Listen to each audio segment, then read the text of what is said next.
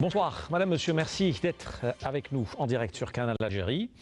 L'école pour ce lundi, émission exceptionnelle avec pour la première fois le ministre de l'Éducation nationale sur ce plateau et les élèves en face de lui en direct.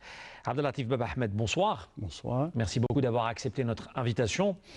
Grand plaisir aussi de recevoir les élèves des différents paliers tout autour de ce plateau. Ils auront un bon petit quart d'heure à la fin pour carrément interpeller, poser les questions au ministre qui est avec eux ce soir en direct. Alors, la fin de la semaine dernière, un symposium international réunissait à Alger des experts de différents domaines sur cette problématique, cette thématique de l'éducation nationale. Une question s'est particulièrement distinguée durant cet événement, l'école de demain. Comment sera l'école de demain? C'est d'ailleurs l'intitulé de Questions d'actu ce soir. Que prévoient les pouvoirs publics pour améliorer les choses? Le ministre est là pour nous en dire davantage.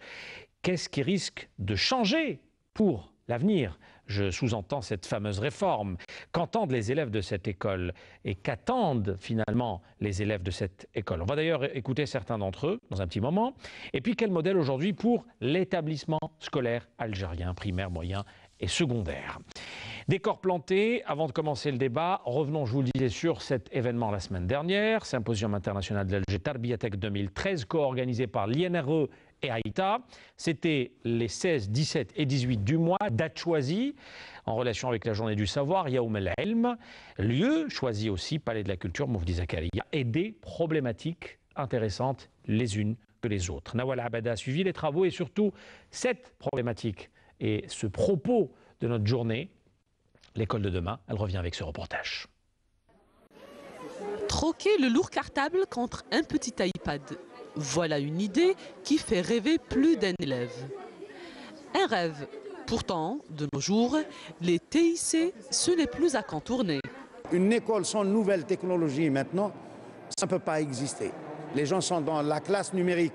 Il faut réagir dès maintenant. Il ne faut pas attendre. Parce qu'il n'y a que l'école qui puisse préparer l'avenir de l'Algérie. Il n'y a pas autre chose. Ce n'est ni le pétrole, ni l'agriculture, ni rien du tout. On ne peut réussir ni le pétrole, ni l'agriculture si on ne réussit pas l'école. L'école, c'est fondamental.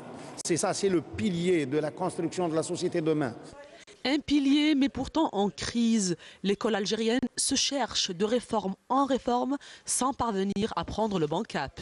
On ne fait pas bifurquer une école comme ça par un coup de barre. Ce n'est pas un bateau. Et si on veut vraiment qu'elle change un peu de cap, il faudrait un petit peu travailler en profondeur. Et je suis en même temps conseiller du ministre en France actuellement. Nous, ce qu'on met en place, c'est une refondation de l'école. Pas une réforme.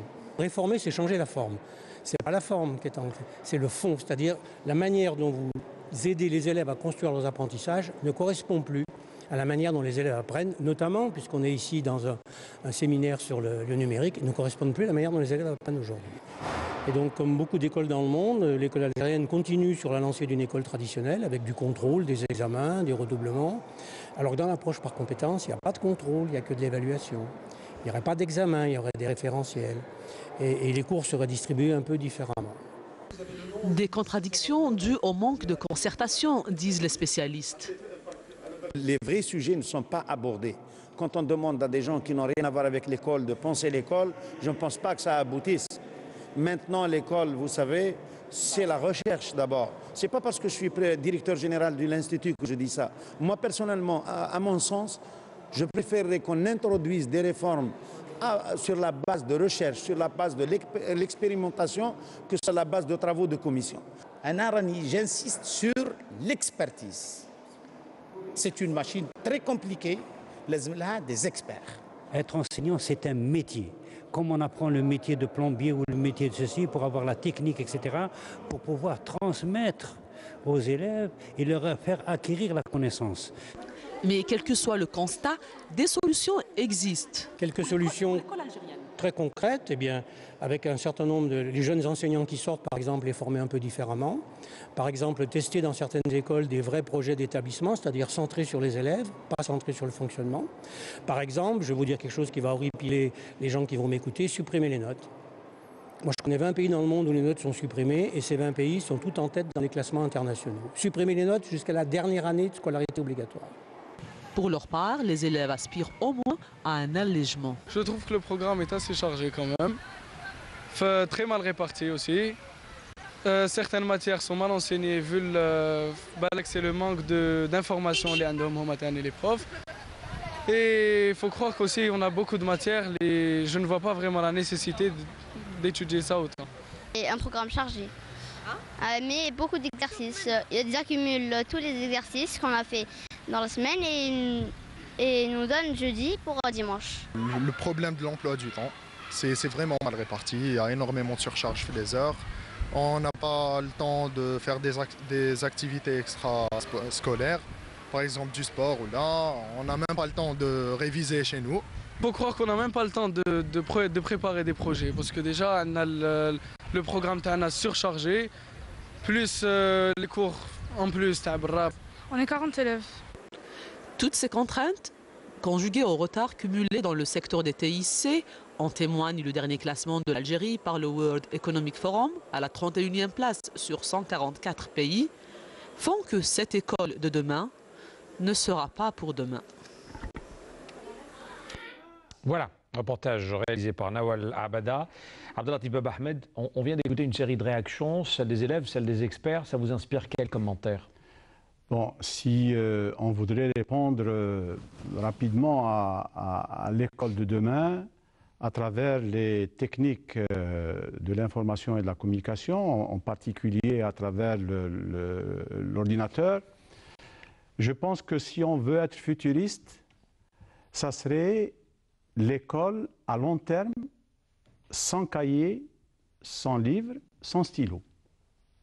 Vous venez de voir une tablette qui peut contenir tous les livres d'un élève et qui peut éventuellement permettre à l'élève de pouvoir faire et les exercices et les devoirs qu'il a à faire. Bon, bien sûr, revenons en Algérie. Je pense qu'actuellement, l'informatique, depuis 1980, avec l'avènement du micro-ordinateur, a essayé d'atteindre tous les niveaux, et en particulier ceux du savoir. Ça veut dire qu'à travers cette révolution, l'information circule de manière très rapide. Donc l'élève, qu'est-ce qu'il recherche? Il peut rechercher un cours, il peut rechercher un savoir, il peut rechercher éventuellement un dictionnaire, il peut utiliser une calculatrice.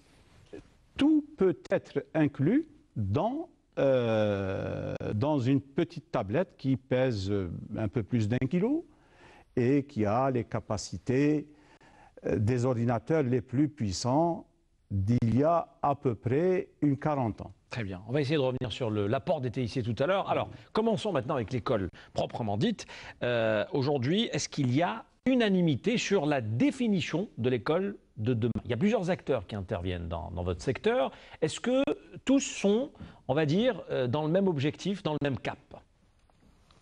Bon, à titre d'exemple, ce que je voudrais éventuellement dire, c'est que, vu le nombre d'élèves que nous avons 8 300 000 élèves qui sont encadrés par plus de 420 000 enseignants, bien sûr, qui viennent d'horizons différentes. Et il y a ceux qui sont très jeunes, donc qui sortent des universités, et ceux qui sont proches de la retraite et qui ont suivi des formations au sein des instituts de technologie. Ça veut dire qu'il y a une différence entre les deux générations, puisqu'il y a actuellement deux générations au sein de l'école. Et donc, ceux qui sont jeunes s'investissent dans l'outil informatique. Et ceux qui sont âgés ne peuvent pas, enfin, ou bien ne veulent pas, parce que souvent... Conflit de génération? Ce n'est pas un conflit de génération. À chaque fois que l'être humain se trouve devant une innovation, il a une appréhension. Et donc, c'est le recul devant ce qu'on ne connaît pas. Alors qu'il suffit de faire un petit bond.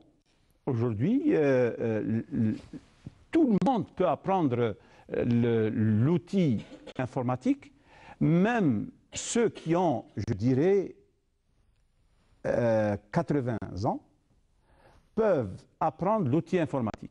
Parce que l'outil informatique aujourd'hui ne repose pas sur la programmation, il repose sur les gestes quotidiens que nous faisons régulièrement. Et surtout la volonté d'y arriver. C'est ça. Alors, Abdellatif Baba Ahmed, nous allons dans un premier temps parler d'un certain nombre de points dans votre politique au département de l'éducation nationale. Et puis nous allons revenir sur des petits détails qui intéressent les élèves, qui intéressent les parents. Et d'ailleurs, je suis sûr que les élèves ont plein de questions à vous formuler à la fin de cette émission. D'abord, j'aimerais commencer par la réforme. Et je veux savoir aujourd'hui, elle en est où? Elle est finie, elle est achevée, elle est en cours depuis le temps qu'on en parle? Où en est véritablement la réforme? Puisque maintenant, on a entendu parler de réformer encore la réforme. Alors, qu'est-ce qui se passe au juste? Bon, brièvement, je dirais que la réforme a été initiée ou pensée durant les années 2000-2001. Et elle fait partie du programme du président de la République. Elle a été adoptée lors d'un conseil des ministres en 2002, en avril 2002, et donc est adoptée comme le programme du gouvernement, et elle a été appliquée dès la rentrée 2003-2004. Ça veut dire, ça fait exactement 10 ans que la réforme a été lancée. Bon, cette réforme avait plusieurs objectifs, parmi lesquels, d'ailleurs, l'un des points que visait la réforme, c'était l'introduction de l'outil informatique, parce que, avec l'avènement du XXIe siècle, il y avait la mondialisation et la généralisation de l'outil informatique. Alors, il y avait deux possibilités. Soit on adhère à cette approche, donc aller utiliser cet outil et le maîtriser, ou bien rester en marge de ce développement technologique et donc ce qu'on appelle aujourd'hui le fossé numérique qui se creuse entre les pays développés et les pays en développement. Donc cette réforme a actuellement été appliquée durant le palier du primaire, donc pendant les 5 années, ensuite 4 années pour le cycle du moyen. Et ce que nous avons essayé de faire depuis mon arrivée à la tête du secteur, je vous dis, je ne rencontre pas un parent d'élève qui ne me donne pas ses appréciations et qui ne décrit pas cette réforme. Pratiquement. Positivement ou négativement? Enfin, bon, négativement, par exemple, on dit que le cartable est trop lourd, on dit que les programmes sont chargés, les horaires. On dit que les horaires ne sont pas adaptés, on dit... mais ce sont pratiquement des reproches qui seraient possibles de pouvoir régler sans chambouler le contenu des programmes. Alors, oui, continuez. Si vous voulez, nous avons essayé de faire un bilan d'étape, je l'appelle un bilan d'étape, de ce qu'on appelle l'enseignement obligatoire, c'est l'enseignement de l'âge de 6 ans jusqu'à 16 ans, donc qui couvre le primaire et le moyen. Ce bilan d'étape, ce que nous avons mis comme 4 axes à étudier ou bien à évaluer, puisque l'évaluation doit faire partie à chaque fois qu'on fait pratiquement une avancée dans un secteur, on devrait faire un bilan d'étape pour corriger le cap si on s'est un peu égaré de l'axe qu'on s'est défini. Alors pour le moment, lorsque vous faites ce bilan? Alors nous avons mis 4 points, disons, et qu'on a introduits au niveau de la base. D'abord les programmes, le premier point. Deuxièmement, ce sont les moyens pédagogiques qui sont mis au niveau de l'école pour pouvoir permettre à l'élève et à l'enseignant d'assurer ou de faire un enseignement correct. Nous avons aussi introduit l'outil informatique et dans l'enseignement et dans l'administration. Parce que lorsque vous avez un très grand nombre d'enseignants, il est inimaginable de pouvoir gérer une administration sans ordinateur. Aujourd'hui, alors les points qui sont les plus utilisés, la gestion de la paie, du personnel, mais ce que l'on souhaite, c'est que l'administration aille un peu de l'avant pour pouvoir l'utiliser dans des méthodes pour optimiser les ressources humaines. Alors maintenant la réforme finalement, est-ce qu'on peut dire qu'elle est finie? On commence à ressentir les premiers résultats, les fruits ou pas encore? Est-ce qu'elle est en cours?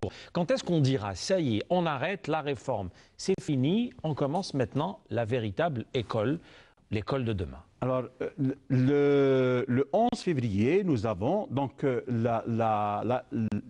disons, nous avons lancé ce bilan d'étape le 2 février 2013. Et donc, au bout de 2 mois, nous avons pu recueillir les demandes ou les propositions de la base, donc au niveau des wilayas, ensuite des régions, ensuite au niveau national. Nous avons actuellement toutes les revendications qui ont été transmises de la base vers la tutelle. Et ce que nous sommes en train de faire, nous sommes en train de hiérarchiser ces doléances. Et hiérarchiser, ça veut dire quelles sont celles qui peuvent être appliquées dès la rentrée prochaine, quelles sont celles qui nécessitent des aménagements dans le manuel scolaire et qui nécessitent donc une année pour revoir le contenu du manuel et l'éditer, parce que c'est quand même une étape. Et il y aura probablement des points qui nécessiteront peut-être 2 ou 3 ans. Et je dis, la réforme n'est pas encore terminée, puisque au niveau du lycée, nous n'avons pas encore les premiers élèves de la réforme qui ont fait les 9 années au niveau dans la réforme, sont aujourd'hui en première année secondaire. Donc il nous reste 2 années encore pour dire que nous avons appliqué la réforme durant tout le cursus. D'accord. Je repose peut-être ma question autrement. Il y a beaucoup aujourd'hui d'analystes, d'observateurs qui disent l'élève algérien a été un cobaye, c'est-à-dire qu'on a expérimenté sur lui un certain nombre de systèmes qu'on ramène de l'étranger. Alors des fois c'est bon, des fois c'est moins bon. Quel est aujourd'hui votre commentaire? Est-ce qu'on peut considérer l'élève algérien comme cobaye? Sincèrement, je ne pourrais pas cautionner cette... Dans chaque pays, je vous assure, dans chaque pays, les réformes sont souvent introduites en ne citant que des pays au nord de l'Algérie, des réformes qui sont revues tous les 5 ans. Bon, ça ne veut pas dire ce n'est pas tout à fait une refonte totale des programmes, mais des ajustements. Et nous sommes obligés actuellement, je vais vous donner un exemple. En 2013, est-ce que quelqu'un, citez-moi un Algérien qui, en 2013, savait que, en 2003, savaient que la tablette allait faire son apparition en 2013. On ne devinait jamais, peut-être. Jamais. En 2003, il y avait des micro-ordinateurs qui étaient performants, tout ce qu'on veut. Il y avait les premiers portables, les laptops, ce qu'on appelle les laptops. Mais le sens de la tablette, du e-book, le e-book est sorti en 2005. C'est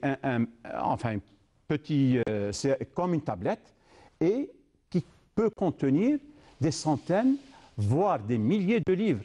Alors imaginez, vous allez en voyage, au lieu de trimballer avec vous pratiquement une dizaine de livres, c'est 1 kilo par livre, vous avez déjà un excédent bagage. Vous parlez de la tablette aujourd'hui. Est-ce que l'objectif est finalement de munir tous les élèves, les 8 millions d'élèves de tablettes? Si c'est le cas, c'est aux frais des parents. Je ne pense pas que ça doit être possible vu la cherté du produit, ou aux frais du ministère de l'Éducation. Quelle est au juste la stratégie? Parce qu'à chaque fois, vous parlez de... C'est vrai que c'est un outil qui est fantastique. On est tous éblouis devant les tablettes. Oui, ce que nous envisageons de faire, c'est d'abord d'essayer. Nous avons quelques sponsors qui acceptent et qui nous sollicitent pour nous accompagner gratuitement, je dis bien gratuitement, pour faire des essais au niveau d'un certain nombre d'écoles à travers le pays. Ce sera des écoles pilotes. Ça sera des écoles pilotes. Et nous, au début, nous avons pensé à la tablette comme étant un moyen pour pouvoir alléger le cartable. Et c'est peut-être l'un des meilleurs moyens, on verra peut-être tout à l'heure, d'autres possibilités qui peuvent être un peu plus réalistes. Mais aujourd'hui, la tablette peut être utilisée comme un moyen d'apprentissage, donc pour que l'élève puisse l'utiliser. Bien sûr, il se pose enfin, je pense que... Il y a des problèmes pour la faisabilité. La faisabilité, d'abord, le coût. La tablette coûte entre 15 et 20 000 dinars aujourd'hui. Est-ce que c'est trop cher? Je dis que on va voir tout à l'heure, peut-être que je ne sais pas si on va parler peut-être des cours particuliers qui coûtent les yeux de la tête à certains parents. J'ai envisagé de poser cette question. Mais bien sûr, nous, ce qu'on voudrait faire, c'est essayer de voir si ce moyen est efficace d'abord, avant de réfléchir au coût, avant de réfléchir... et en informatique, il y a quelque chose qui est absolument certain. C'est qu'à chaque fois que vous avez un appareil d'informatique, vous pouvez être sûr que d'année en année, son prix va diminuer. Donc aujourd'hui, il y a une volonté manifeste du ministère de l'Éducation d'intégrer ces TIC de manière archi-permanente dans la stratégie d'avenir pour l'école de demain. Alors, ceci vient en complément de ce qu'on fait. Je peux vous assurer qu'actuellement, tous les lycées algériens sont dotés de moyens informatiques. 50%. Peut-être la question qui se pose, est-ce qu'ils sont vraiment bien utilisés? Est-ce que les enseignants les utilisent à bon escient? Ils sont utilisés. On peut en discuter, ils sont utilisés.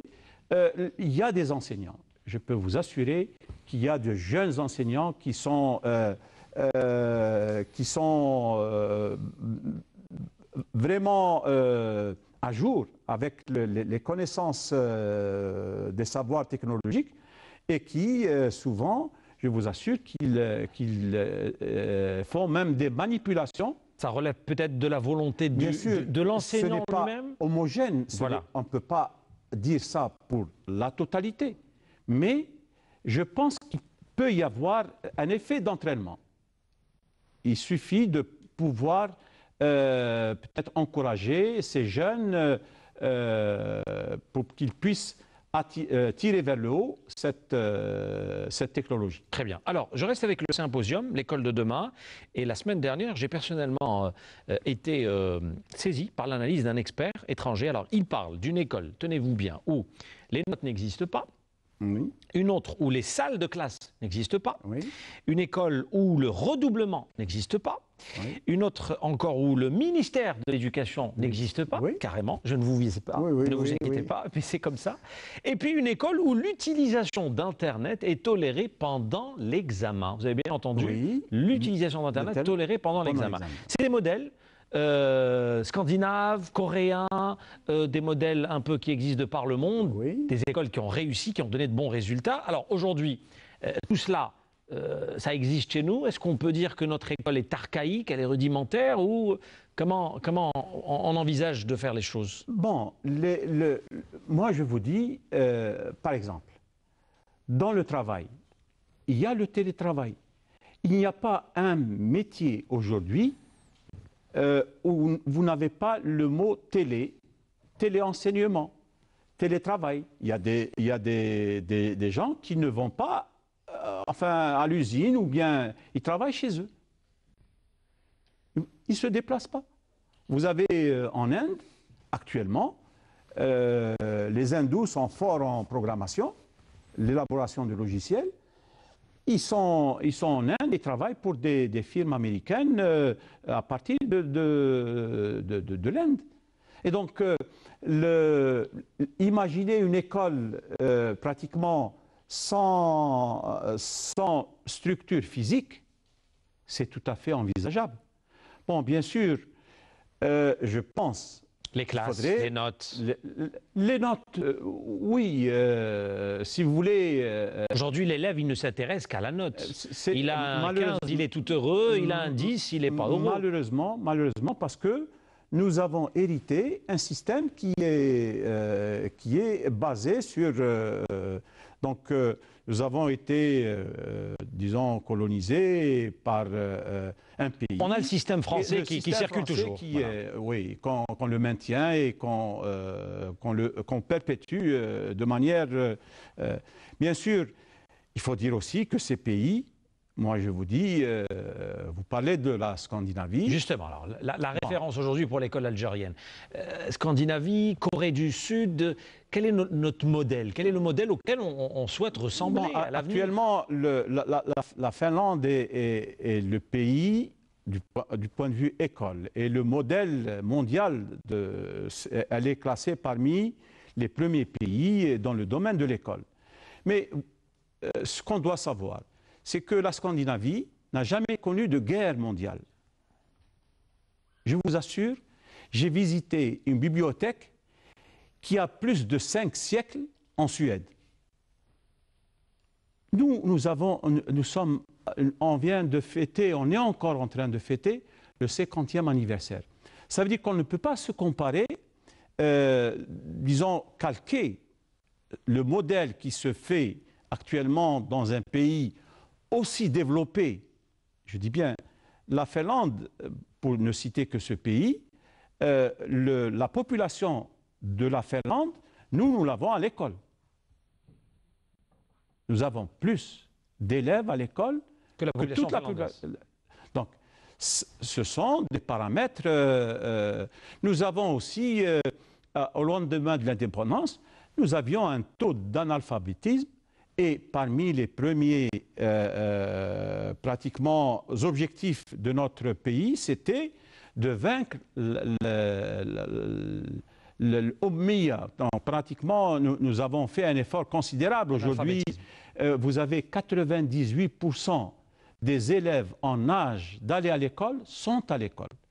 Et les efforts qui ont été faits par notre pays, je peux vous assurer qu'il n'y a pas un pays qui a fait cet effort. Non seulement l'enseignement est gratuit, mais toutes les mesures d'accompagnement, y compris le transport, y compris la cantine, y compris le manuel scolaire, pour les populations déshéritées, bénéficient gratuitement de ces mesures d'accompagnement pour pouvoir suivre une scolarisation dans de bonnes conditions. Alors, il y a un titre qui avait attiré mon attention dernièrement, une école en noir et blanc dans un monde en couleur. Est-ce qu'aujourd'hui l'école algérienne est dans cette situation, honnêtement? Vous savez, si vous connaissez un peu le domaine de la photo, les artistes dans la photographie préfèrent le noir et blanc. utilise le noir et blanc. Oui. Ça veut dire qu'on peut utiliser... Sur le plan esthétique. C'est ça. On peut utiliser ce qu'il faudrait, ce que nos jeunes enfants doivent apprendre, c'est de pouvoir apprendre à apprendre d'abord, de pouvoir utiliser ou d'adapter ce qu'ils ont étudié dans des circonstances qui n'ont jamais été enseignées à l'école. Donc c'est ça ce qu'il faudrait peut-être éveiller chez eux. Et je pense que nous avons un pays qui est doté d'enfants. Tabarakallah, vous avez devant vous un panel d'enfants et qui, je suis certain, parmi eux, il y aura des médecins, des pilotes, des pharmaciens et pourquoi pas des ministres. Hein. J'ai demandé tout à l'heure en rentrant qu'est-ce que vous voulez faire dans votre vie. Un jeune m'a répondu qu'il voulait devenir ministre. Et donc, je suis sûr que si on a un objectif et si on essaye de travailler, je m'excuse d'utiliser le terme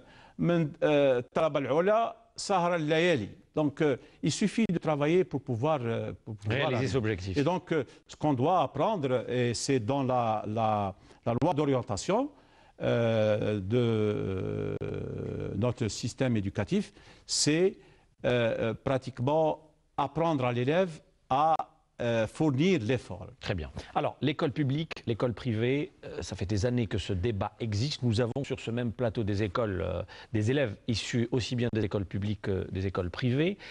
Aujourd'hui, les parents sont souvent indécis lorsqu'il s'agit d'inscrire leurs enfants dans une école publique ou une école privée. Est-ce que ce débat a vraiment le mérite d'exister en Algérie? On le voit dans certains pays, il y a les deux. Mais le débat ne fait pas autant de polémique. Chez nous, ça fait des années qu'on en parle et on n'arrive toujours pas vraiment à... Quelle est aujourd'hui la stratégie, quel est aujourd'hui l'avis du ministère de l'Éducation nationale à propos de ce paramètre public-privé? Bon, d'abord, je pense que la loi d'orientation a ouvert le champ pour l'investissement dans l'école. Donc, il y a des écoles, des CEM ou des lycées privés.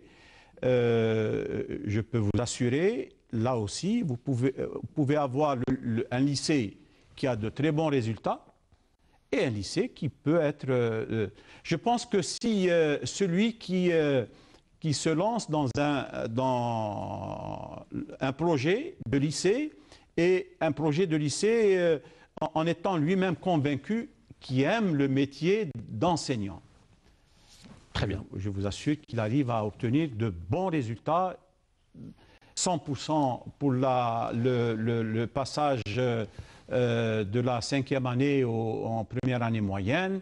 Ceux qui arrivent à avoir un taux un peu plus élevé que ceux des écoles, de la moyenne de l'école publique, et même au lycée, nous avons des lycées privés qui arrivent à obtenir de bons résultats. Ça veut dire que partout, je pense qu'il peut y avoir soit des gens qui investissent parce qu'ils aiment ce qu'ils font, donc ils aiment l'enseignement, et je pense que ceux-là pourront réussir et pourront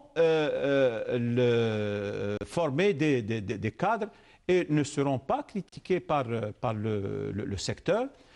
Par contre, il y a d'autres, je suppose, qui sont là pour essayer de faire des gains. Et maintenant, c'est aux parents d'élèves. Il y a effectivement des parents d'élèves qui ne sont pas convaincus des résultats d'un établissement privé et qui ramènent leurs enfants d'un établissement privé vers un établissement public. Ou le contraire. Ça veut dire que actuellement, il y a vraiment... Les deux doivent être complémentaires. Oui. Ce n'est pas vraiment le cas, il faut le dire aujourd'hui. Bon. Il y a vraiment une distance entre les deux. L'école privée, actuellement, nous avons 0,51% des élèves qui sont dans les écoles, enfin, tout palier confondu. Donc c'est infime. C'est 1,5%. C'est infime. C'est-à-dire qu'on ne peut même pas faire de véritables statistiques. Et la majorité, je dis bien, la majorité de ces écoles privées, ou CCEM privées, lycées privés, sont implantées dans les grandes villes. En particulier, Alger, il y a presque la moitié, et le reste se trouve dans les 3 ou 4 grandes villes à travers le pays. Bon, peut-être il y a aussi une question de moyens, mais les écoles privées restent encore, je pense que c'est un domaine qui reste pas très développé. Très bien. Alors, je vais m'intéresser à un certain nombre de points qui intéressent bien sûr les élèves et notamment les parents. Alors, la double vacation, elle est toujours pratiquée dans certaines écoles, notamment les écoles des grandes villes.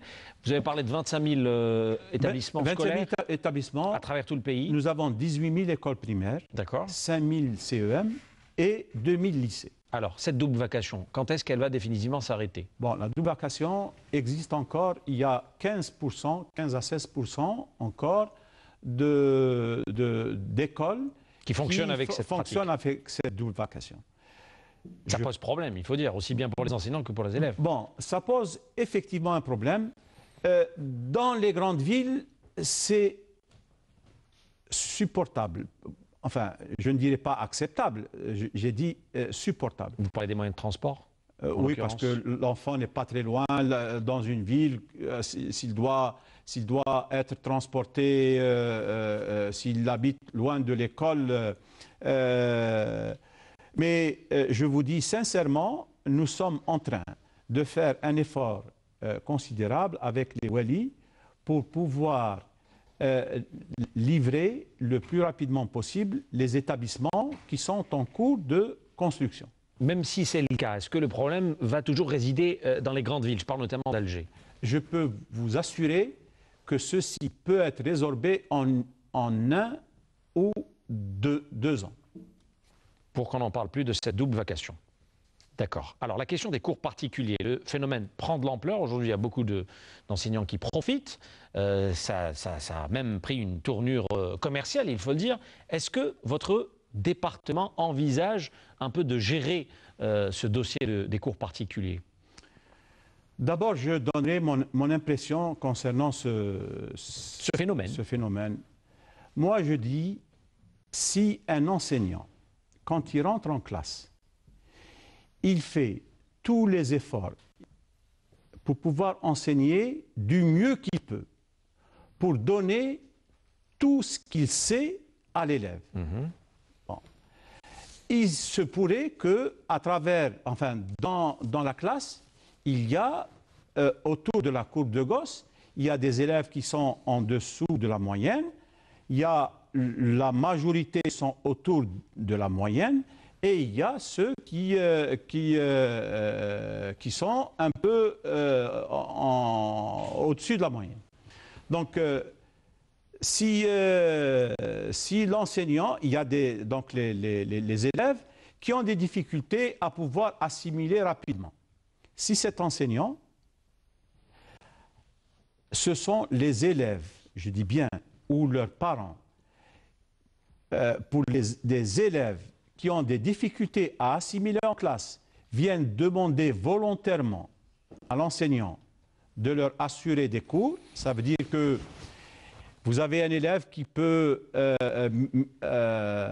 saisir une notion rapidement, il y a un autre élève qui nécessite un peu plus de temps, donc, et l'enseignant est obligé de travailler avec les élèves moyens. Donc, si c'est le cas, moi, à la limite, je considère que c'est... Mais dès lors que l'enseignant détourne ses élèves... Il détourne ses élèves, d'abord, s'il ne fait pas l'effort suffisant à l'école. Et s'il demande à l'élève, si vous voulez... si vous voulez... Vous améliorer dans telle ou telle matière. Vous venez chez moi, ou là dans un local à l'extérieur. Moi, je trouve ceci, le qualificatif, je préfère ne pas le donner. Scandaleux? Je ne dirais pas scandaleux, je dirais à la limite inacceptable. Mais ce que à travers ce plateau, ce que je voudrais dire, c'est essayer d'éveiller un peu la conscience et la morale de ces enseignants. Bon, heureusement, ce n'est pas la majorité. Il existe, parce que nous avons des informations, il existe, heureusement, dans certains villages reculés, où les enseignants font des cours particuliers gratuitement. Du bénévolat. Du bénévolat. Et donc, ces enseignants, il faudrait les saluer, et je les salue à travers ce plateau. Et donc, dans la vie, vous avez toujours enfin, les enseignants ne sont pas tous identiques. Les doigts de notre main ne sont pas identiques. Mais c'est clair qu'on ne généralise pas, on est en train de parler de cas particuliers. De cas particuliers. Et nous, pratiquement, ce qu'on souhaite, c'est que ces enseignants puissent penser aux parents d'élèves qui ont un faible revenu. Si vous avez un parent qui est aisé, peut-être que 10 000 ou 15 000 dinars par mois ne le gênent pas du tout.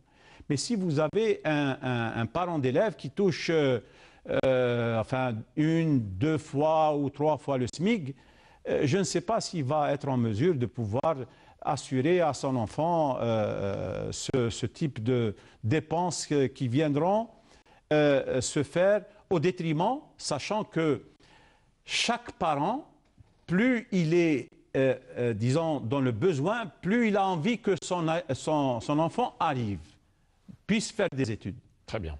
Alors, les horaires, c'est une question qui est posée par un téléspectateur sur notre boîte question d'actu @entv.dz. Les horaires, certaines écoles terminent trop tard et je pense qu'il parle des écoles qui ont justement cette double vacation. 17 h, l'hiver, il fait déjà nuit. Est-ce que vous prévoyez éventuellement un réaménagement des horaires pour la rentrée prochaine? Bon, si c'est à l'école primaire, effectivement, ces horaires apparemment, il parle du primaire. Sont pratiquement un enfant pratiquement a des difficultés à pouvoir, il est beaucoup plus disponible, enfin, ou bien dans ses capacités totales le matin plutôt que l'après-midi s'il doit sortir à 17 h.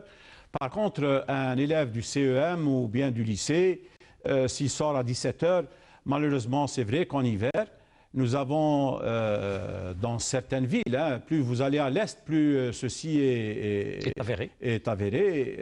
Pratiquement à 17 h, il fait presque nuit. À Alger, c'est 17 h 20 ou les journées les plus courtes, vous avez 17 h 15, 17 h 20. Et donc, cela constitue effectivement un problème pour les enfants, en plus du fait que ces enfants ne soient pas en mesure de pouvoir être réceptifs à cette heure-ci. Alors justement, je rebondis sur le programme aujourd'hui des élèves. On entendait tout à l'heure des élèves à la sortie de leur lycée dire aujourd'hui avec notre programme, on n'arrive pas à avoir des activités extrascolaires. Celui qui a envie de faire du sport, celui qui a envie de faire de la musique ou n'importe quelle autre activité. Alors aujourd'hui, est-ce que l'école peut s'adapter à un certain nombre d'activités extrascolaires? Parce qu'avec les horaires, c'est vrai que c'est très difficile pour un élève de 12-13 ans de se concentrer à l'école et d'avoir une autre activité. Bon, effectivement, peut-être qu'au niveau du CEM, les horaires restent encore un peu chargés. Un élève du CEM peut sortir à 17 h. Et donc, maintenant, les activités sportives. Moi, je vous dis, dans un pays que je ne citerai pas, vous pouvez le citer, au Japon, je vous assure que vous avez des élèves et des étudiants qui sont en salle de sport jusqu'à 22 h. Alors, tenez-vous bien, 22 h, ils vont chez eux, ils dînent et le lendemain, ils se réveillent à 6 h du matin pour pouvoir être au travail. Ça veut dire que c'est véritablement la course contre la montre. Bon, mais on parle du Japon. Déjà, même les Européens, ils ont du mal à suivre les Japonais. Mais ce que je voudrais dire à travers, c'est que je pense que les activités sportives sont souhaitables. Bon, ils ont le mardi après-midi. Bon, ils ont le samedi toute la journée.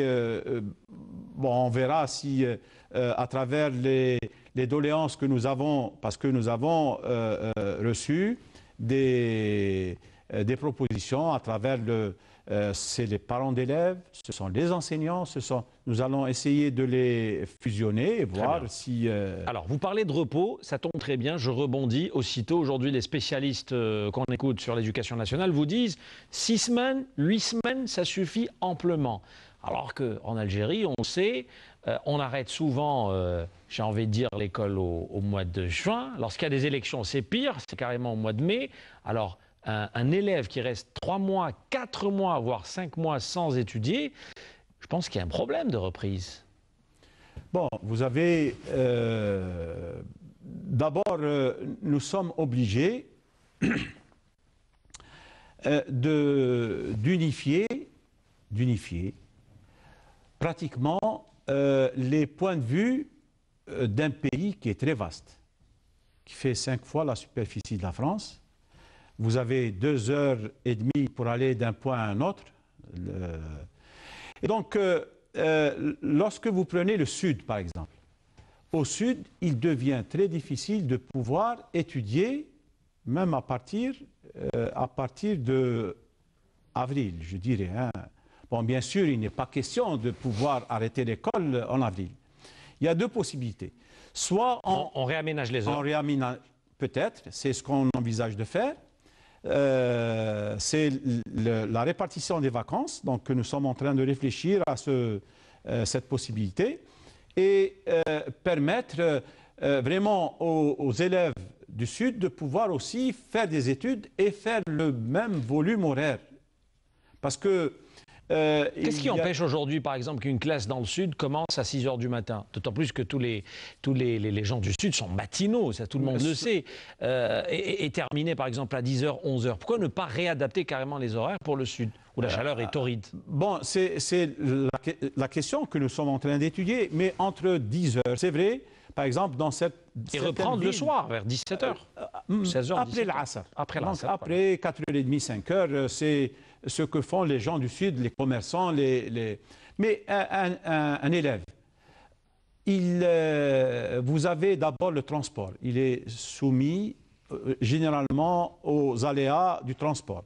Ça veut dire que vous devez le transporter, le ramener chez lui, parce qu'il est difficile de pouvoir le garder de 10h30, 11h, mettons de 11h jusqu'à 4h. Ça fait 5 heures de temps. Donc, nous sommes en train de réfléchir et aux horaires, aux vacances éventuellement adaptées selon les régions, mais rapidement. Au sud, on envisage probablement, et on va voir si les pédagogues sont d'accord avec cette proposition, 1 semaine pour le sud, 1 semaine pour les vacances d'hiver, 1 semaine pour les vacances de printemps, et ces 15 jours seront défalqués de... Donc il y a possibilité de réaménager les vacances pour la rentrée prochaine? Mais bien sûr. On pourrait même éventuellement donner à chaque direction, à chaque wilaya, éventuellement, la possibilité, c'est tout à fait possible. D'accord. Alors, pour les dates maintenant, aussi bien des vacances, mais aussi de la reprise, on n'a pas des dates précises. Tantôt c'est le début septembre pour la reprise, tantôt c'est la mi, des fois même on a eu une fin septembre. Les vacances aussi, on n'en sait pas. Dernièrement, c'était une date, ensuite c'était reculé.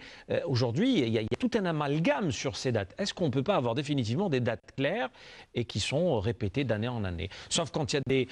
Je conçois un mois de Ramadan qu'il faut éventuellement réaménager avec les horaires, etc. Mais dans l'absolu, est-ce qu'on ne peut pas avoir des horaires précis? Bon, des dates précises. Effectivement, le mois de Ramadan était pratiquement, et surtout l'Aïd qui venait se positionner vers début septembre. Maintenant, il est en été, le problème ne se pose plus. Il est en été, mais je pense que 2 mois de vacances officielles, hein, je dis bien officielles, si on ne compte pas le mois de juin. Vous parlez de juillet-août? Juillet-août. Je pense que ce sont 2 mois qu'on pourrait accorder... Et une rentrée vraiment début septembre. Début septembre. Et non pas la mi ou à la fin. Début septembre. Très bien. Alors, la question des cantines et du transport scolaire. Ailleurs, c'est clair, c'est les collectivités locales qui gèrent. Donc les APC, ce n'est pas le cas chez nous. Ça reste souvent du ressort du ministère de l'Éducation. Qu'est-ce qui se passe au juste? Comment vous envisagez de prendre en charge ce dossier vraiment compliqué à gérer? Non, je vous dis, pour les cantines et le transport scolaire, il y a pratiquement le ministère des Finances, le ministère de l'Éducation à la dotation. Vous pensez finance? Oui, voilà. Finance. Donc, la dotation financière est affectée au ministère de l'Éducation, donc c'est une enveloppe. Mais pour le transport et pour la cantine, par exemple, ce sont les APC qui gèrent l'école. L'école primaire appartient à l'APC. Donc, toute sa gestion, d'ailleurs, nous, on est obligé souvent de faire des efforts pour aider quand l'APC est pauvre, n'a pas de revenus. Justement, ce n'est pas toutes les APC qui sont munies de cantines. De pouvoir, c'est ça. Donc, et le transport, le transport, on est obligé de faire appel au ministère de la Solidarité, par exemple, pour essayer d'avoir des bus.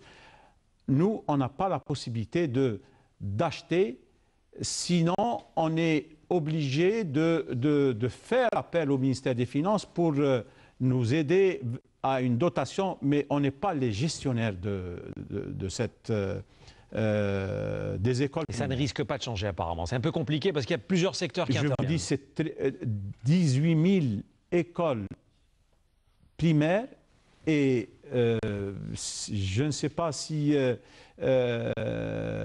vous connaissez des zones reculées. On a des écoles où il y a une seule classe. Une classe multiniveau. Alors là, c'est encore un enseignement spécifique. Dans la même classe, vous avez la première année, la deuxième année, la troisième année, et l'enseignant est obligé d'enseigner pour les différents niveaux.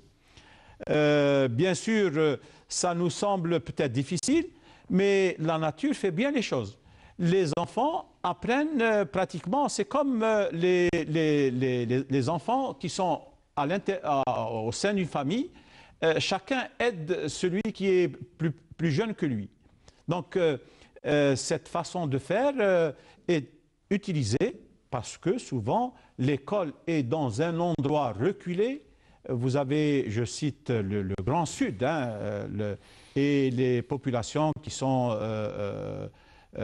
pratiquement n'ont pas de repères fixes. Et donc, nous gérons des écoles qui sont vraiment dans des endroits reculés. Alors, une autre question, et c'est ma dernière, avant de céder la place à tous les élèves qui sont avec nous ce soir. Elle concerne l'école normale. Alors, beaucoup d'enseignants que je rencontre ces derniers temps regrettent cette école normale. Ils me disent c'était une école tellement célèbre, tellement prestigieuse, des sommités sont sorties de cette école. Est-ce qu'aujourd'hui, on peut envisager, parce que malheureusement le constat est fait, aujourd'hui elle n'est pas ce qu'elle était, est-ce que cette école normale peut retrouver, si je peux m'exprimer, son âge d'or? Je vous poserai la question, est-ce que c'est l'école normale ou bien l'école nationale? Parce que c'est l'école normale supérieure. Supérieure, tout à fait, qui forme les enseignants. Qui forme les enseignants. Bon, d'abord, je devrais dire que ces écoles dépendent du ministère de l'Enseignement supérieur, puisque c'est la formation post-bac. Mais c'est les enseignants qui seront en face des élèves qui dépendent de vous. Bon, ces écoles ont été... Le nombre a augmenté ces dernières années. Ces écoles continuent, à ma connaissance. Je prends l'école la plus connue, celle de Cuba, celle qui forme en sciences exactes, celle de Bouzeria qui forme dans les langues. Je pense qu'actuellement, ils continuent à former. Pour le ministère de l'Éducation nationale, nous, c'est le premier réservoir dans lequel on puise nos cadres. Mais malheureusement, je donne l'exemple de l'année dernière, nous avions 16 000 postes. Ces écoles normales n'ont pu nous donner comme enseignants à peine 2700, 2800 enseignants qui sortent des écoles normales. Donc il y a une offre qui n'est pas très élevée. Disons, le nombre de cadres qui sont formés, bien sûr, c'est parce que ce sont des écoles qui n'ont pas connu de nouvelles structures. L'école normale de Cuba n'a pas changé. Idem pour celle de Bouzaria. Idem pour celle de Bouzaria. Donc, ils continuent à former un nombre qui est très en deçà des besoins du ministère de l'Éducation nationale. Et de l'école d'aujourd'hui et de l'école de demain. Alors, j'en ai fini avec mes questions. Maintenant, place aux élèves qui sont avec nous. Je vais vous demander, bien sûr, de poser vos questions qu'on va découvrir en même temps. Aussi bien vous que moi, je vais tout simplement leur laisser la chance de poser leurs questions de leur façon. Allez-y. Je vais vous demander, bien sûr, de vous présenter avant à chaque fois. Bonsoir, c'est Bournana Mira, je suis en première AS, école Najah Al-Achour. Ma question est la suivante. Allez-vous, Monsieur le Ministre, donner plus d'accompagnement aux écoles privées agréées par l'État sur le plan d'accueil et pédagogie? Bon, les textes qui régissent les écoles ou CEM ou lycées privés. Bon, en principe, ils sont obligés de déposer une demande. Cette demande doit répondre à un cahier des charges. Et à notre avis, ce que l'on pourrait faire, par exemple, aujourd'hui, c'est vrai que l'État donne des moyens pour pouvoir former les élèves dans le public. Je ne sais pas si j'ai bien saisi, est-ce que ça serait l'État qui pourrait... donner plus d'agréments? Plus d'agréments? Moi, je vous dis, je peux vous assurer, si ce qu'on demande à l'école, c'est d'avoir, par exemple, la cour, si c'est l'espace de récréation, des salles qui peuvent accueillir. Il y a des surfaces à l'intérieur d'une salle dans une école primaire. Elle fait à peu près entre 50 et 60 mètres carrés. Vous avez maximum 40 élèves. Donc ça vous fait 1,5 mètre carré par élève. Donc ce sont des normes qu'il faudrait respecter. Je sais que dans les écoles privées, en général, ils ont un nombre d'élèves qui est plus réduit par classe. Et donc, les classes peuvent être de 35 ou 40 mètres carrés. Mais je ne sais pas s'il y a réellement, moi je vous dis, si ces écoles ont... répondent au cahier de charge, c'est un peu ça. Répondre au cahier de charge. Si elles répondent, il n'y a aucune raison pour ne pas leur donner l'agrément. Je vais vous dire, le secteur est ouvert pour les universités depuis à peu près 5 ans. Il n'y a, à ma connaissance, aucun privé qui a investi dans l'université. C'est vrai, parce que pour l'université, on demande les mêmes moyens. Ça veut dire qu'il faudrait avoir des équipements, si c'est dans la technologie, avoir des moyens. Et par contre, pour l'école primaire, je pense qu'il y a les conditions de sécurité qui sont régies par la protection civile, donc qui viennent visiter si... vous savez, vous ouvriez même souvent... Pour les issues de secours. Les issues de secours. Voilà. Les normes de sécurité. Mais à ma connaissance, je n'ai pas de cas où... Il y a un blocage. Un blocage. D'accord. Très bien. Voilà. Bonsoir. Bonsoir. Amachik Bouni, je suis en 4e AM à Bouzaria, collège Al-Khaï Ben Ahmed. Et ma question est la suivante. Nous sommes 53 élèves dans ma classe. En tant qu'élève, je n'arrive pas à me concentrer et nos professeurs sont dépassés. Alors que suggérez-vous, Monsieur le Ministre, pour diminuer le nombre d'élèves dans les classes, dans les écoles publiques? Au lycée, vous êtes en quelle année? CEM, collège. En 4e AM. 4e AM. Bon, je vous dis, effectivement, il peut y avoir des surcharges dans certains CEM, mais vous avez à l'intérieur d'Alger, donc en plein centre d'Alger, vous avez des écoles ou des CEM qui n'atteignent même pas 20 par classe. Bon, c'est un problème réel, hein, effectivement. C'est aussi bien pour l'élève que pour l'enseignant. Donc, moi, je vous dis, je trouve, avec 50, je vous assure que c'est un nombre que je n'ai pas beaucoup entendu parler. Alors, on ne vous a pas dit toute la vérité, apparemment, monsieur le ministre. Vous découvrez des choses. C'est dans des émissions comme celle-ci qu'on dévoile un certain nombre de choses. La seule solution serait d'avoir éventuellement la solution, soit d'avoir des classes, souvent, dans un établissement, on rajoute des classes, parce que souvent, il est très difficile, comme Alger, de trouver une assiette pour pouvoir construire un établissement. Et donc, on ne peut pas construire d'établissement faute d'assiettes foncières. Vous avez aussi, ce que je sais, c'est que au niveau d'Alger, il y a eu le centre d'Alger est en train de se vider, puisque les gens habitent beaucoup plus dans la périphérie d'Alger. Vous avez de nouveaux quartiers, Babzouar, vous avez Birtouta, vous avez des cités de 10 000, 15 000 habitants, et il n'y a pas eu de programme de construction d'établissements. Alors pour les écoles qui souffrent justement de ce problème de surcharge des classes, ils doivent vous saisir, venir vous voir quel est l'appel que vous leur lancez? C'est normal à 53. Vous me dites à Bouzaria, d'accord, je vais m'enquérir de cette situation. Alors, la petite jeune fille, oui. Bonsoir. Qui est toute belle d'ailleurs avec son tablier rose. Oui. Je suis en 5e année primaire à l'école Boudjmaat Mimouahed à Draria. Donc moi j'ai deux remarques. La première, c'est que je trouve que le programme est chargé.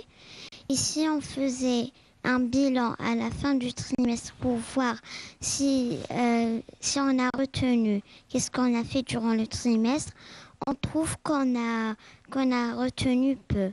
Et la deuxième remarque, c'est que je trouve qu'on nous donne beaucoup de travail, beaucoup de devoirs à faire à la maison. Et on nous fait beaucoup d'évaluations durant le trimestre. Et moi, personnellement, ça me met le stress. Très bien. Bon, alors, programme chargé et trop de devoirs. Oui, trop de devoirs. Je vous dis sincèrement, ce sont des propositions qui ont été faites par lors de ce bilan d'étape. Et je vous promets qu'on essaiera de voir de plus près. Effectivement, il y a certains programmes qui sont peut-être trop chargés pour une année. Moi, je vous assure que j'ai même regardé certains manuels scolaires de la 5e année primaire. Et je trouve effectivement, à titre d'exemple, le livre de français, moi je dis, le livre de français de 5e année primaire, si on s'en sert, par exemple, en 3e année moyenne, mais il faudrait qu'il le maîtrise. Une bonne base. Une bonne base. Moi, je pense que ça serait un critère, disons, que chaque élève doit connaître au niveau de la 3e année moyenne. Ça veut dire que pour quelqu'un qui est un enfant qui fait donc 3 années de français, et de surcroît, bon, la petite fille semble être d'un milieu plus ou moins qui utilise le français.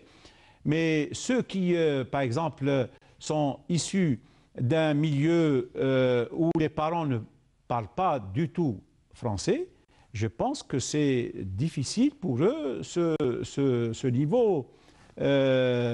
Donc, je vous promets que vos propositions... Et les devoirs Bon, les devoirs aussi, moi je vous dis... Elle dit qu'elle est stressée. Stressée, oui. Ouais. Bon, le stress, souvent, c'est que le stress vient par le nombre d'évaluations. Donc, plus il y a d'évaluations, plus l'enfant stresse. Plus l'enfant stresse. C'est à chaque fois que vous avez un examen, vous êtes inquiète. Est-ce que vous allez réussir, avoir une bonne note?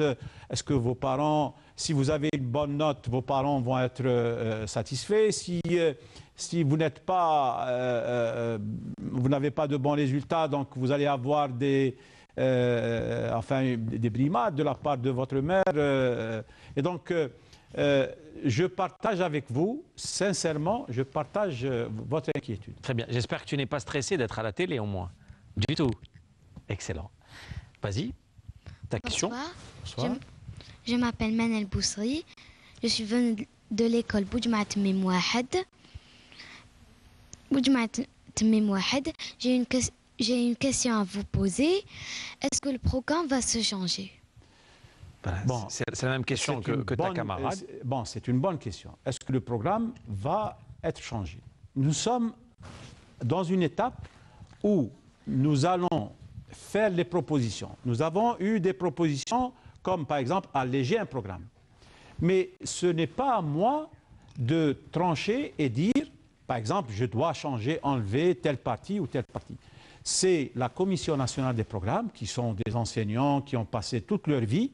Il y a même ceux qui sont en retraite, et donc qui vont se pencher sur la question pour dire, par exemple, sur les 10 ou 15 chapitres que vous avez dans un livre, par exemple, on peut facilement enlever un ou deux chapitres qui sont en trop, qui viennent alourdir le programme. Donc, ça sera lors de la rentrée scolaire, Inch'Allah. Donc vous envisagez de changer un peu le programme pour la rentrée prochaine. Oui. Très bien. Bonsoir, à ton tour. Bonsoir, monsieur le ministre. Je m'appelle Delia Moulay et je suis en 5e année à l'école Boudjmaat Tmim Wahed à Dararia. Et je voudrais vous poser une question. Est-ce que dans l'examen final, il y aura le 2e tour de 6e année? Oui, cette année, nous n'avons touché à aucun. Donc, à travers ce plateau, je dirais que ce soit pour la 6e année. Donc, il y aura l'épreuve de rattrapage. Pour le BEM ou pour le bac, il n'y aura aucun changement par rapport à l'année dernière. Donc, ça sera les mêmes conditions, les mêmes... et on comme le najah, Inch'Allah. La suivante, allez-y.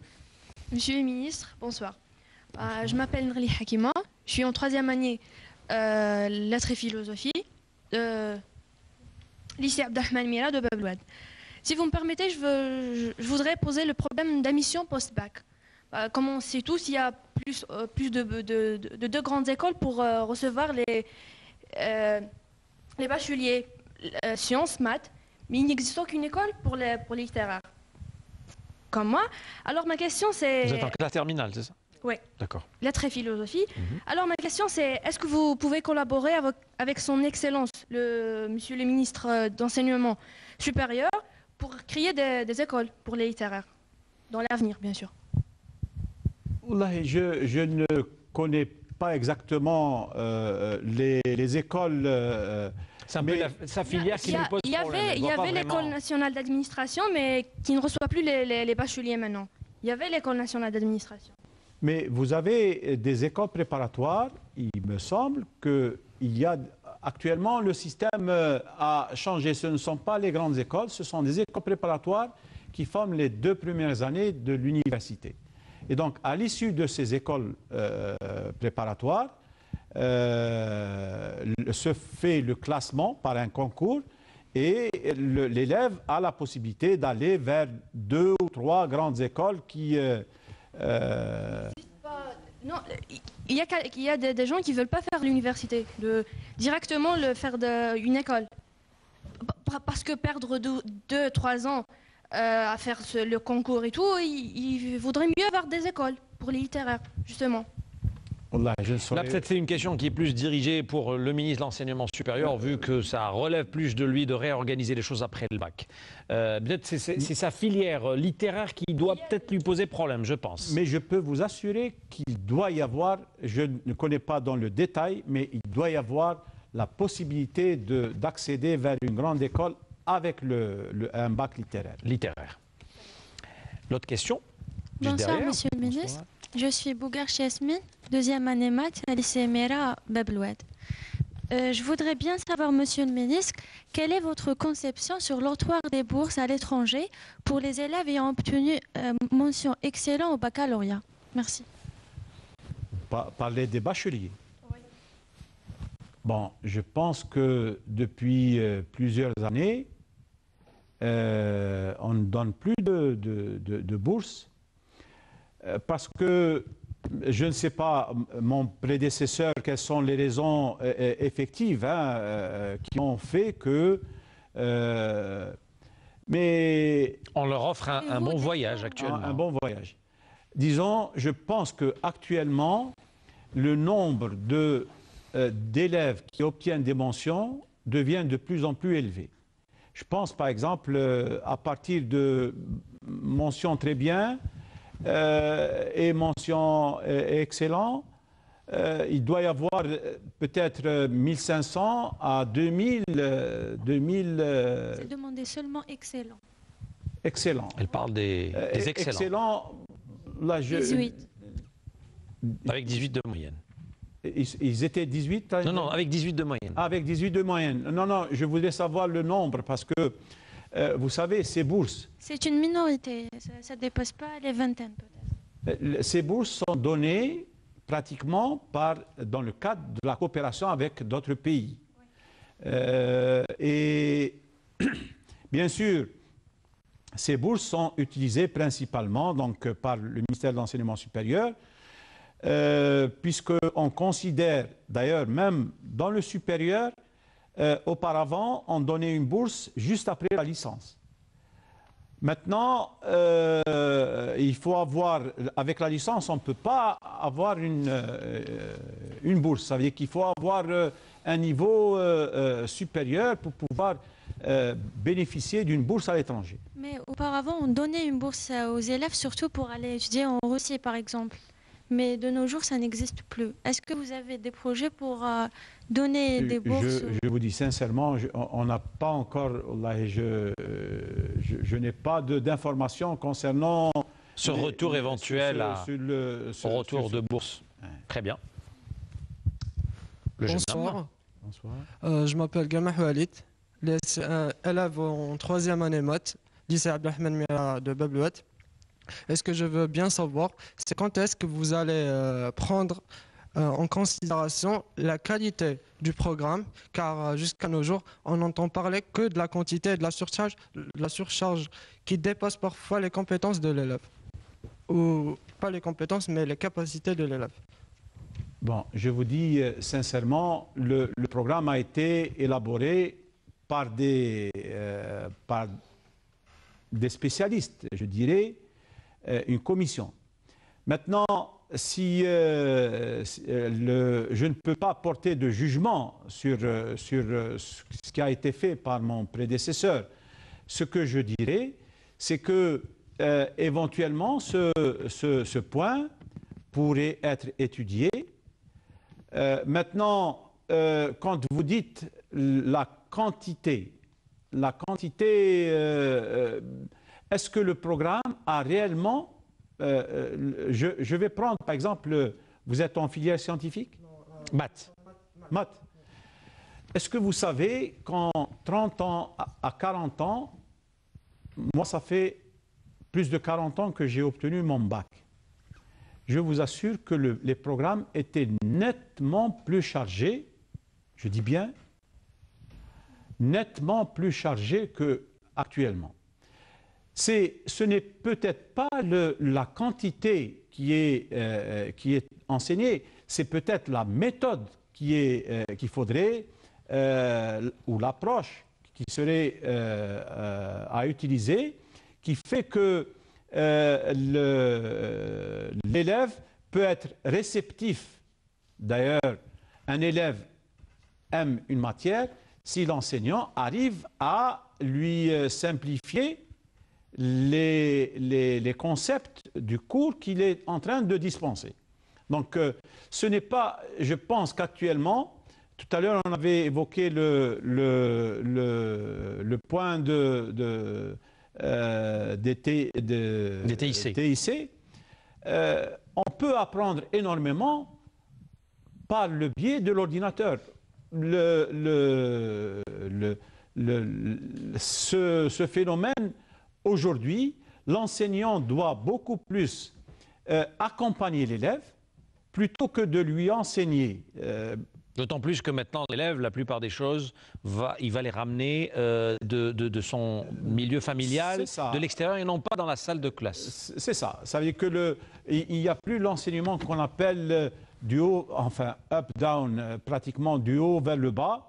C'est un enseignement où le principal acteur, c'est l'enseignant. Aujourd'hui, l'enseignant est avec les élèves.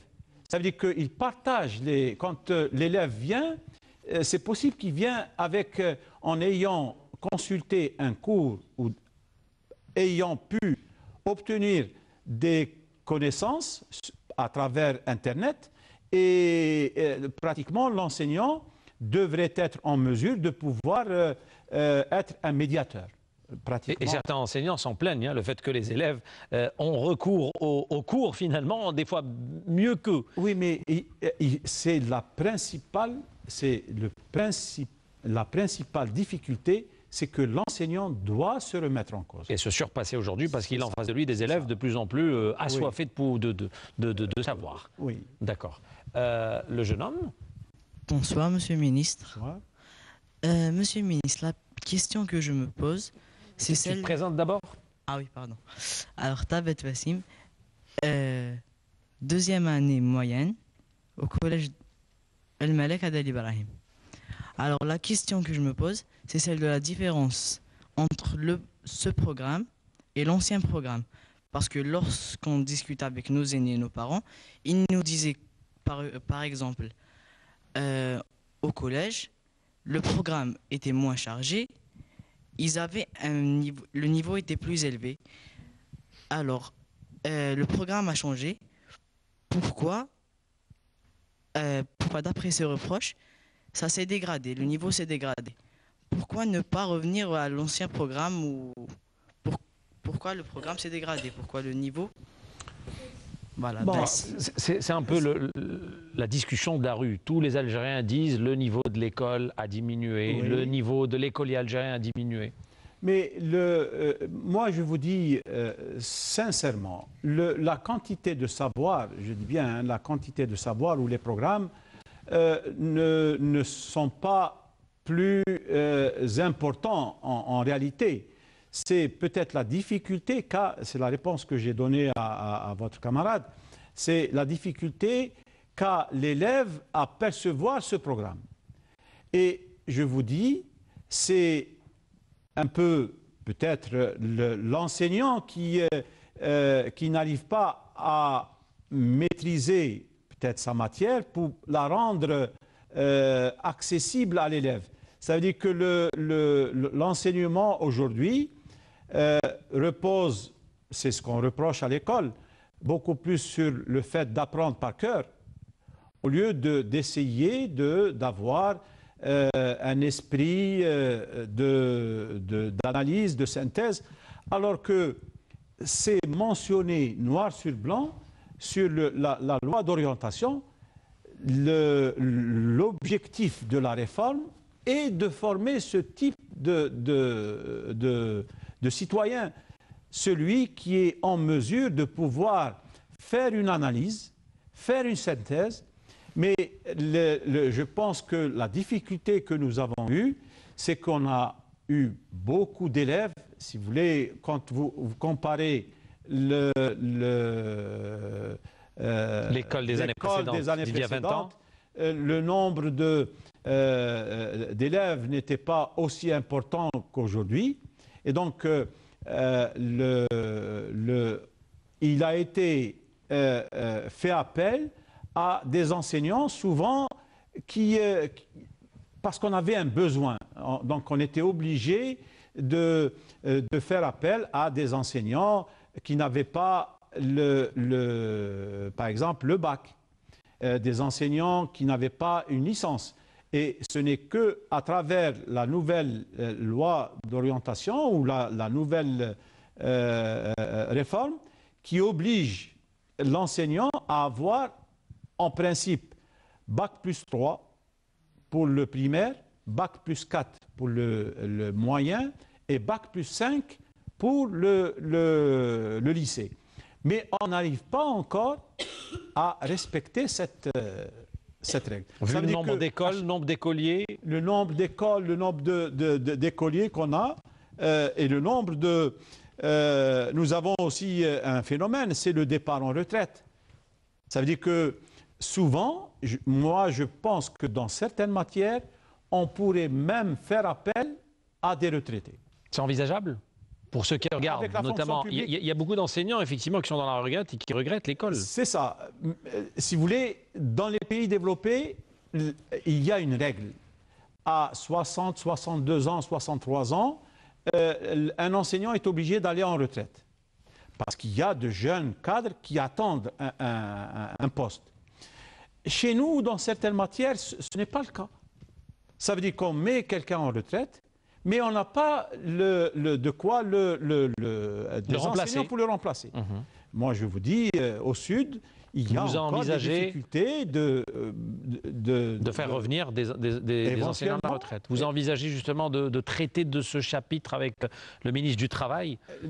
Non, c'est la fonction publique. On peut lui demander une dérogation. Donc, pour essayer de... Bon, bien sûr, il faudrait que ces enseignants aient aussi leur capacité ou leurs aptitudes à pouvoir... Il ne faudrait pas qu'ils soient, disons, à 70 ans ou... à un âge où vraiment ils ne peuvent pas...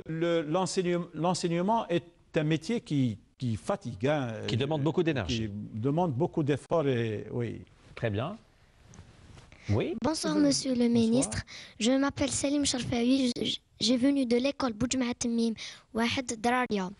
La question que je la pose est: est-ce qu'on va étudier la 6e année l'année prochaine? Est-ce qu'on va étudier la 6e année l'année prochaine? L'année prochaine. Là, j'ai pas... C'est peut-être la 6e, peut-être c'est le problème de 5 ans pour le primaire, 6 ans comme c'était le cas avant. Est-ce que ça risque de changer? Est-ce qu'on peut revenir aux 6 ans d'avant ou ça va continuer pour les... Bon, en principe, nous, quand on prend la réforme telle qu'elle est, l'enseignement au primaire est de 5 ans. Mais vous avez le préscolaire qui devrait être obligatoire. À 5 ans. À 5 ans. Ça veut dire que malheureusement, nous avons encore peut-être 20% des élèves qui ne suivent pas le préscolaire.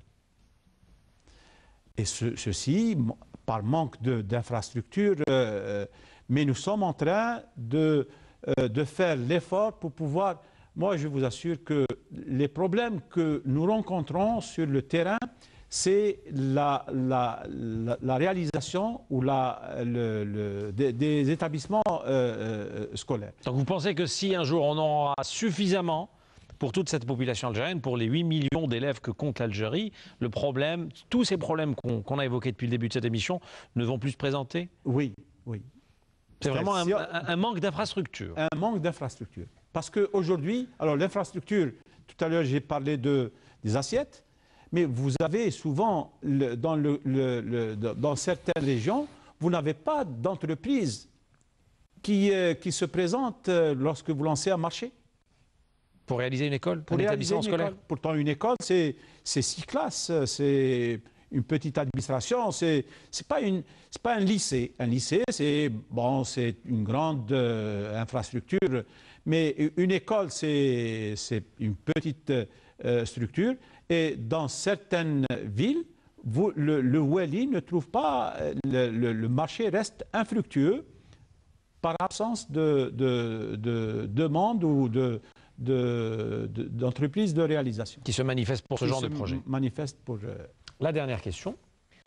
Je m'appelle Salim Sultan. Je suis en 5e année primaire.